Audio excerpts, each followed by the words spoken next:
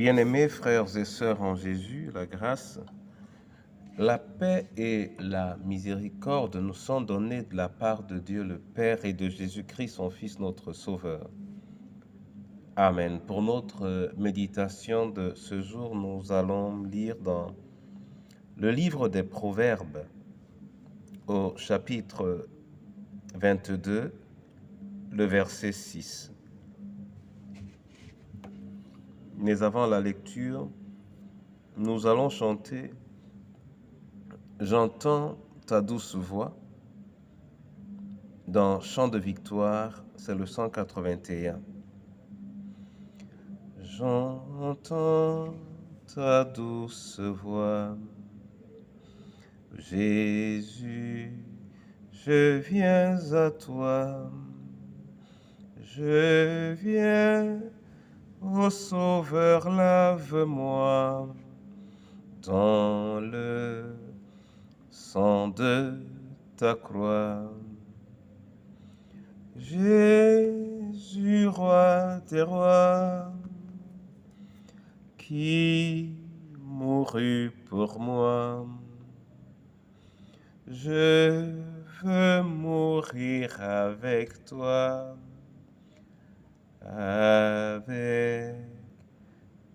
sur la croix.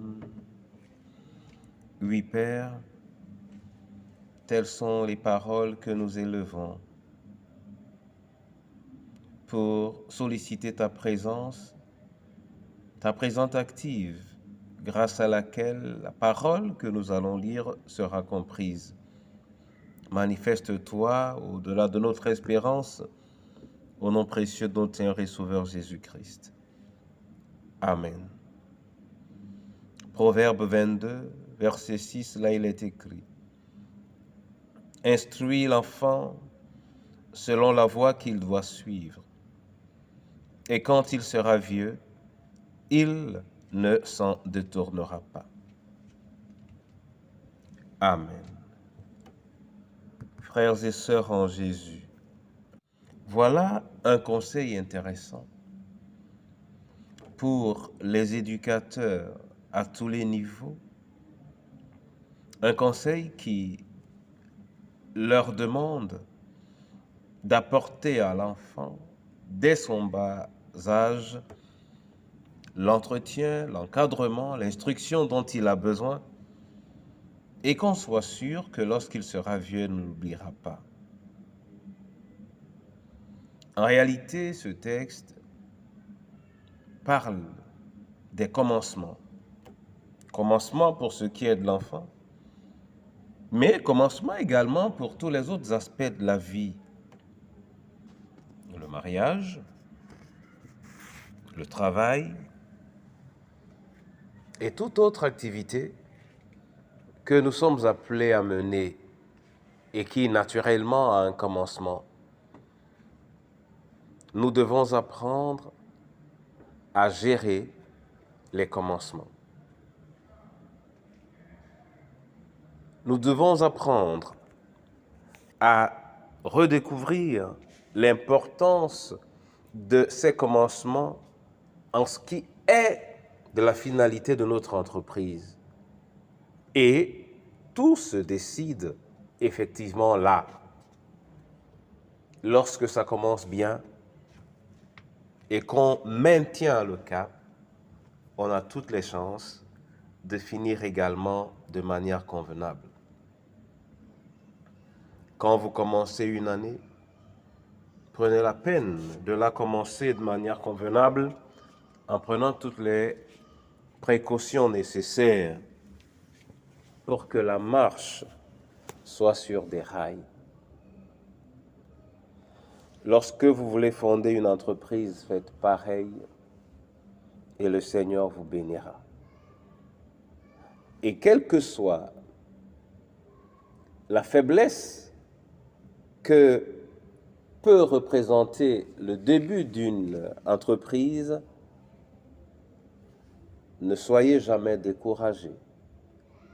Ce sont vos dispositions et votre connexion avec le Seigneur qui sont en soi déterminantes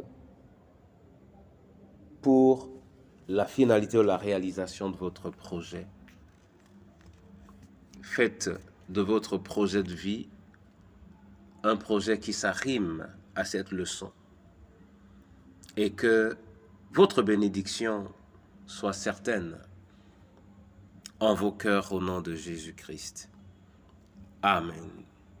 Je veux te dire merci, Seigneur, pour ce jour et pour cette parole qui nous ramène à refuser la négligence et le désintérêt pour le commencement. Donne-nous d'y apporter tout le soutien et toute la disponibilité dont nous avons besoin. Oui, entre tes mains, les veuves, veufs et orphelins, que cette grâce soit leur partage.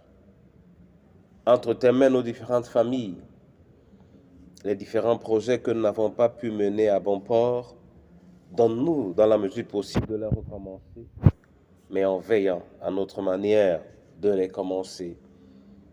Pour ton Église, oui Seigneur, au regard de tout ce qu'elle vit et tout ce qu'elle traverse, donne-nous de revenir à notre premier amour, afin que la clarté de tes promesses soit évidente au nom de Jésus. Pour ce monde, Seigneur, pareillement, accorde à ceux qui te sont sensibles de revenir à leur attitude fondamentale et que ta gloire resplendisse là où ton nom est invoqué, au nom de Jésus. Amen. Que l'Éternel lui-même bénisse le commencement de votre journée et tous vos commencements au nom du Père, du Fils et du Saint-Esprit. Amen.